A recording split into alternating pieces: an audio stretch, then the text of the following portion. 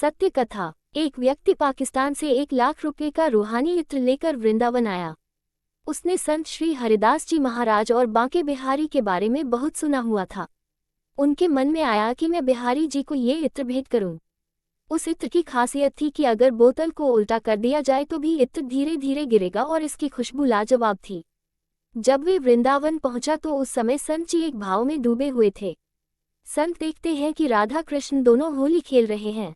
जब उस व्यक्ति ने देखा कि ये तो ध्यान में है तो उसने वह इत्र की शीशी उनके पास में रख दी और पास में बैठकर संत की समाधि खुलने का इंतजार करने लगा। तभी संत देखते हैं कि राधा जी और कृष्ण जी एक दूसरे पर रंग डाल रहे हैं।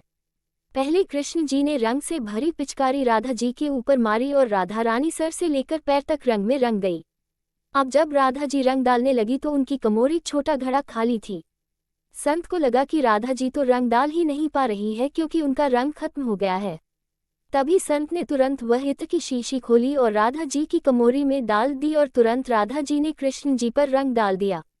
हरिदास जी ने सांसारिक दृष्टि में वो इत्र भले ही रेत में डाला लेकिन आध्यात्मिक दृष्टि में वो राधा रानी की कमोरी में डाला।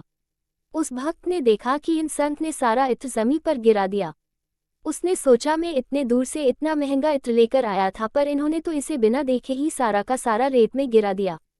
मैंने तो इन संत के बारे में बहुत कुछ सुना था लेकिन इन्होंने मेरे इतने महंगे इत्र को मिट्टी में मिला दिया।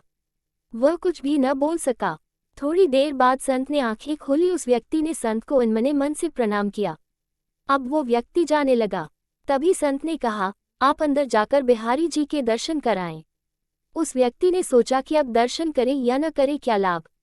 इन संत के बारे में जितना सुना था सब उसका उल्टा ही पाया है। फिर भी चलो चलते समय दर्शन कर लेता हूँ, क्या पता अब कभी आना हो या ना हो। ऐसा सोचकर वह व्यक्ति बांके बिहारी के मंदिर में अंदर गया तो क्या देखता है कि सारे मंदिर में वही इत्र महक रहा है। और जब उसने बिहारी जी को देखा तो उसे बड़ा आश्चर्य हुआ। बिहारी जी सिर से लेकर पैर तक इत्र में नहाए हुए थे। उसकी आंखों से प्रेम के आंसू बहने लगे और वह सारी लीला समझ गया। तुरंत बाहर आकर संत के चरणों में गिर पड़ा और उन्हें बार बार प्रणाम करने लगा। संत जी, मुझे माफ कर दीजिए, मैंने आप पर अविश्वास दिखाया। संत ने उसे माफ कर दिया और कहा कि भैया, तुम भगवान को भी सांसारिक दृष्टि से देखते हो लेकिन मैं संसार को भी आध्यात्मिक दृष्टि से देखता हूँ।